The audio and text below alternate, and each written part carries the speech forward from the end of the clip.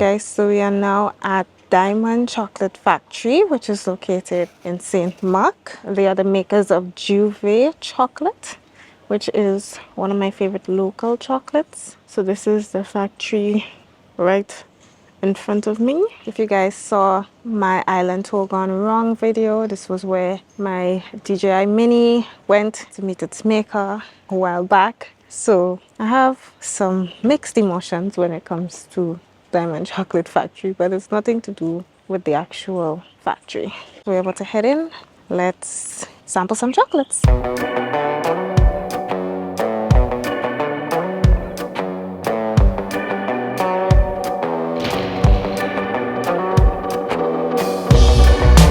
Waking up dizzy in the morning.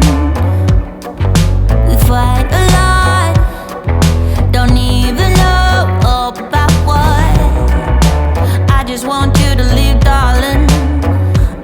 It's my only hope.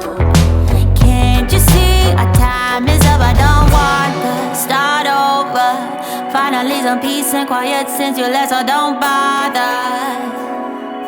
This is how I feel now. So good afternoon once again. My name is Christon Phillip, and I'll be the one showing you around, explaining everything that has to do with Diamond Chocolate, our products, and then finally we're gonna come down at the store and taste some of the chocolates. So the first part of the tour is basically explaining the different variety of the chocolate pods. So there are actually many different kinds of pods, but there are only two different types that we're going to be growing here at Diamond Chocolate Factory. The difference is actually just basically color on the outer part of the pod. When you crack them open, they all look the same on the inside, and they all have a similar taste, which can either be sweet or not sweet, slightly sour. So with this one, it's going to be much more like purple in color, and then it's going to start turning slightly orange once it gets to the harvesting stage. Then you have another color over this way, which actually just looks completely green and colored once it's not ready, and then it start turning yellow once it's ready.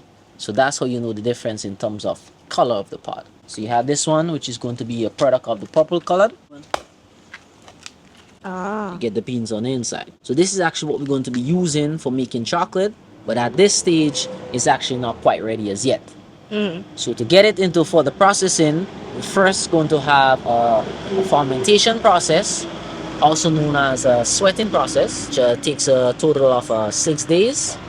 Then we're going to come out here, which is where we do our sun drying process, and that is going to be taking maximum to 7 to 8 days. So the sweating process is basically just to remove the heavier pulp of the beans.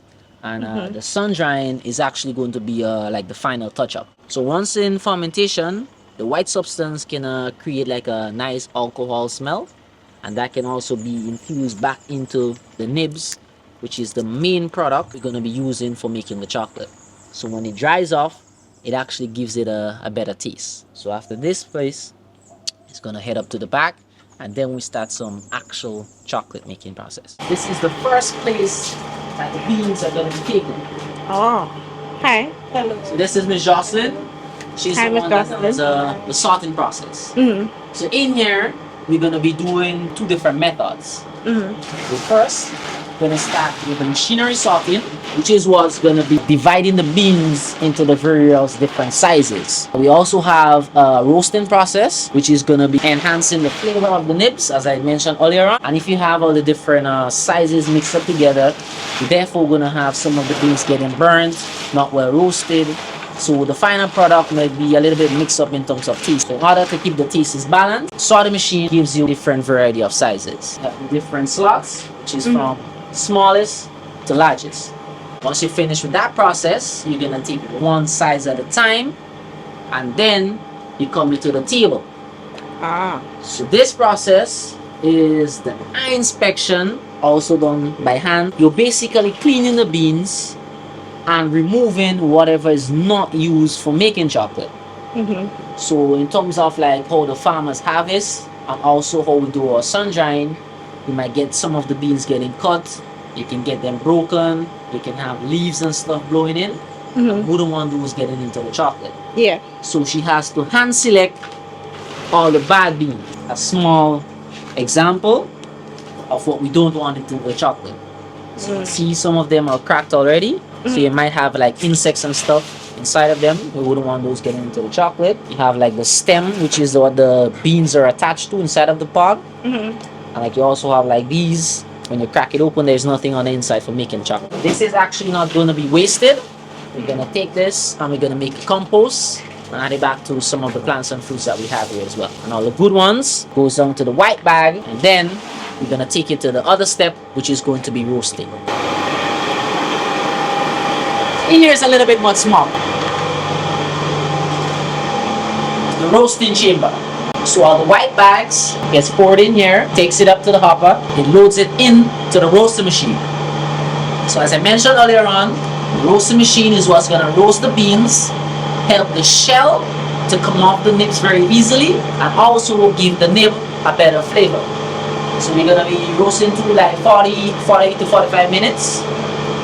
Once we finish, we go into that big green one that you see over there, which is the winnower. That's a machine that's going to be removing the shell of the nibs. So it's actually like a crusher, a vibrator, and a blower in one. So it cracks everything, vibrates it through a sifter. The blower is going to blow off the shell, the nibs is going to come down. The shell joins the bad ones back as a compost, and then the nibs is the main part of the process, which is going to be the main production.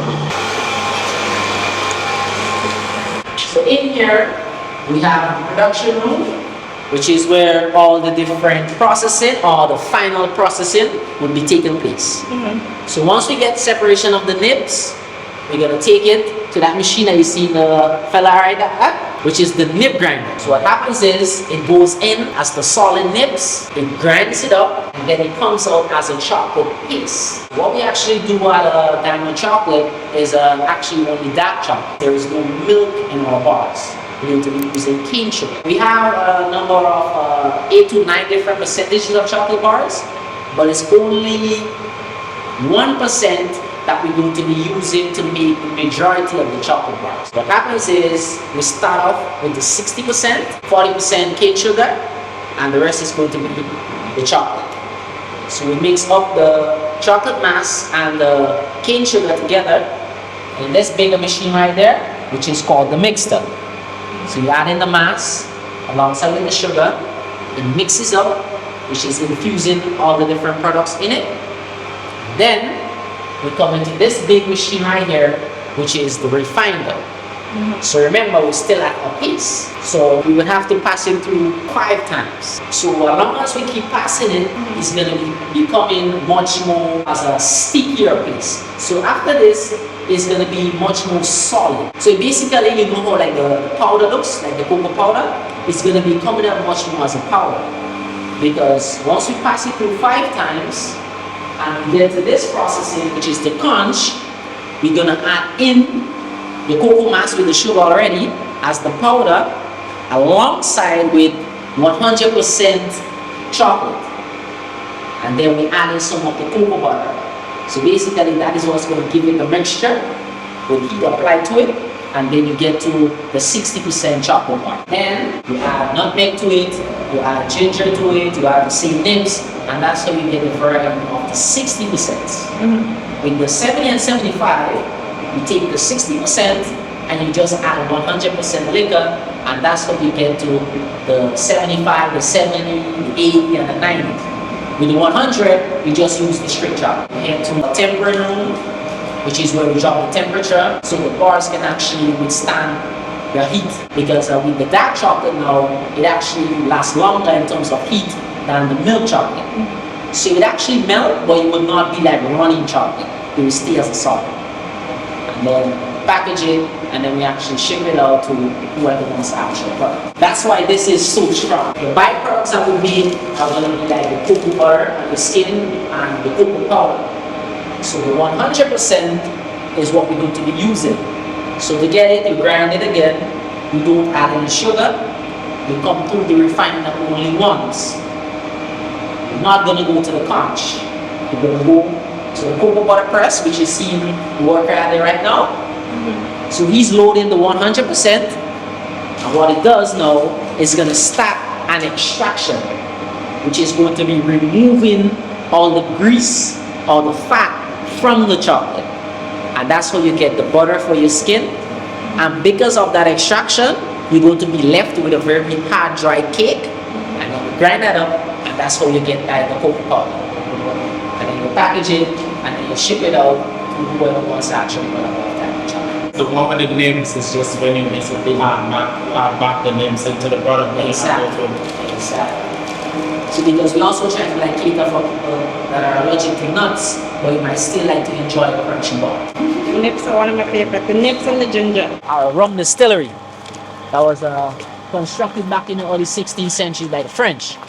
So what's left of it, we just actually grew some of the products that we're gonna be using for the chocolate, some local plants and fruits. We have the nutmeg, the sea cocoa, you have the bananas, you have dasheen, a lot of plants and stuff. So it's just like a small viewing process. garden. Yeah. Oh, yeah, it's really pretty.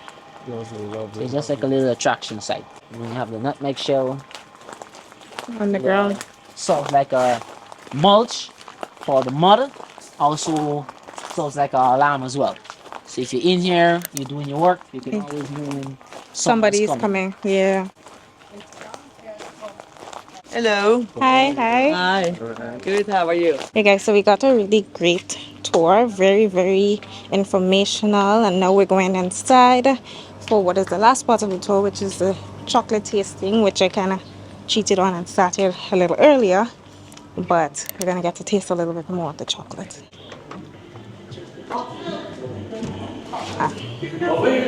Here you have some of the different products of the chocolate. The nibs by itself, after the roasting stage, you have the 70%, then you have the 60s. So you use the 60% dark and sweet to produce 60 with the nibs, 60 with the ginger, and 60 with the nutmeg. Thank you.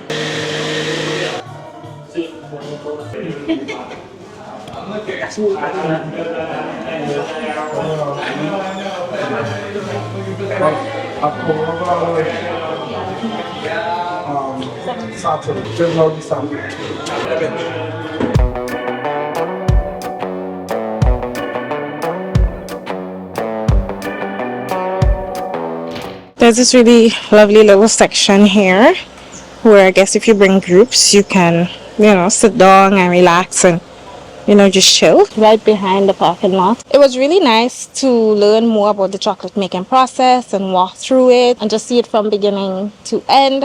I really enjoyed it. I love Juve chocolate, as I said before.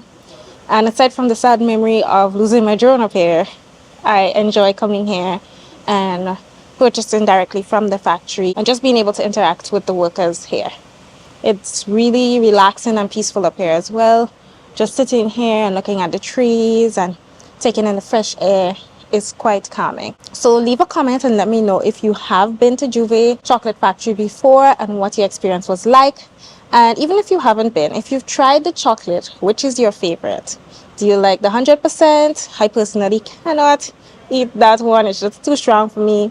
But do you like that one, or do you prefer those with the sugar added, like the 60% or the 70%? So yeah, let me know. I hope you enjoyed that tour of Diamond Chocolate Factory. As you can see here, I purchased 100% cocoa content.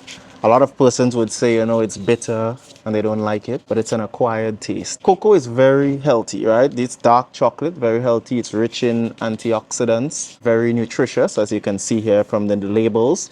It increases your good cholesterol, known as your HDL, while preventing oxidation of the bad cholesterol, LDL. It's also very good for your skin, helping to protect your skin from the sunlight. We're always out in the sun here in Grenada. And it's very good at preventing heart disease and slowing down the aging process, preventing those free radical damage that comes from constant exposure to the elements.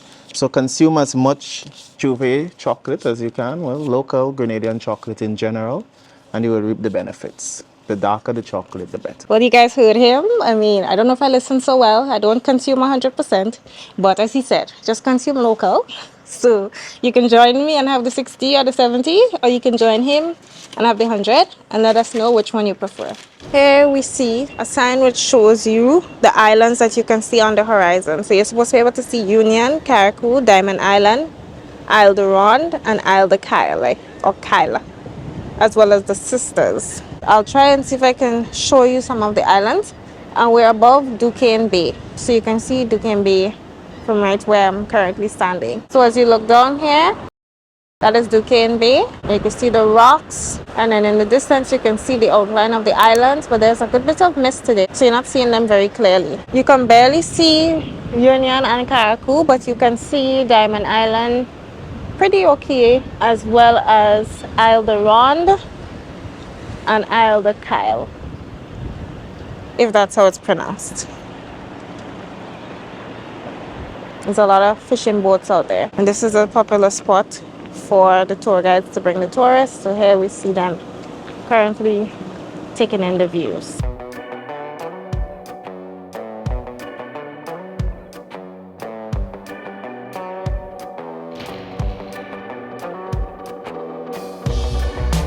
Waking up dizzy in the morning.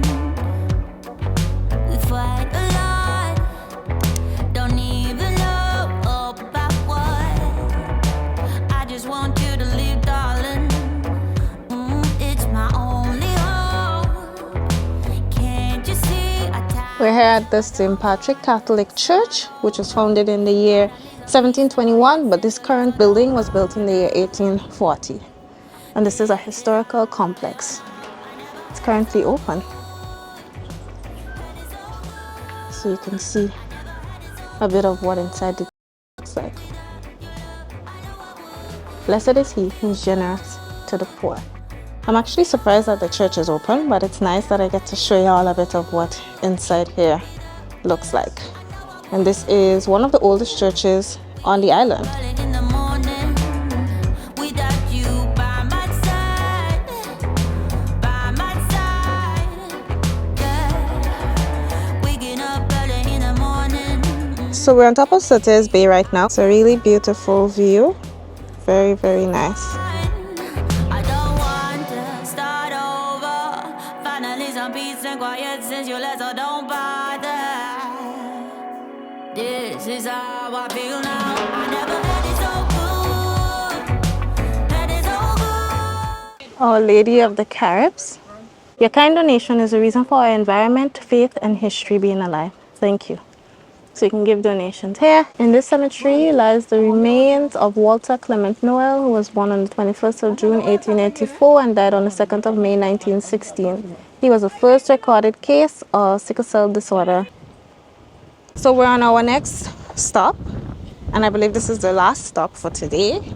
And this is Leapers Hill. So I'm going to show you guys the area now. So there's a monument in front of me here, and of course we are in the cemetery, the St. Patrick's Cemetery.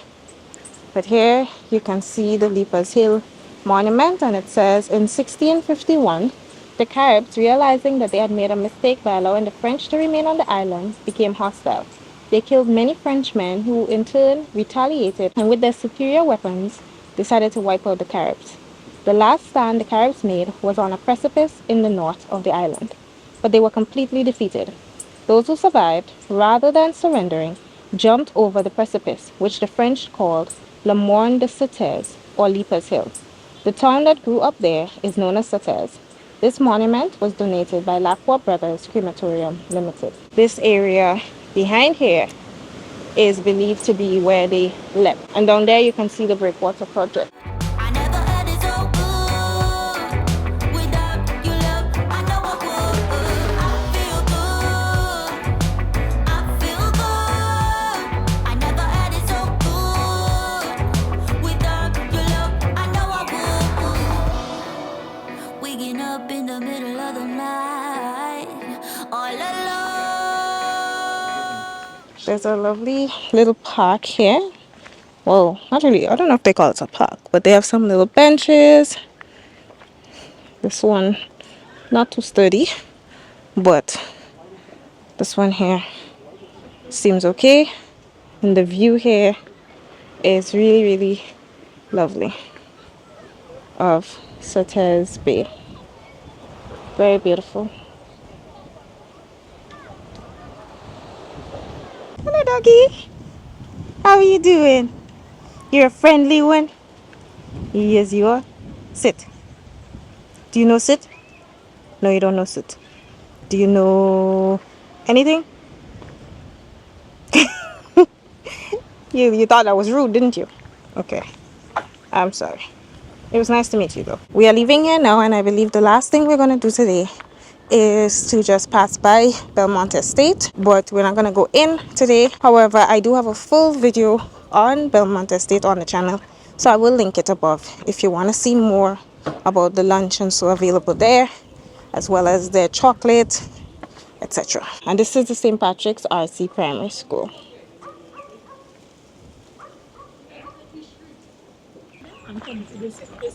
Hi.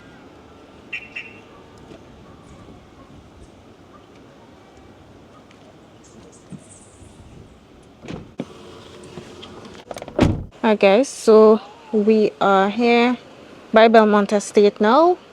I'm not going to go in, but as I mentioned, I do have a full video here, so I will link it so that you can check it out if you are interested in seeing more of the place. But this is Belmont Estate, which is located in St. Patrick's. So you can check out that full video and see more. So guys, it's another day. I completely forgot to end the video, but I hope you enjoyed it. If you did, don't forget to thumbs it up.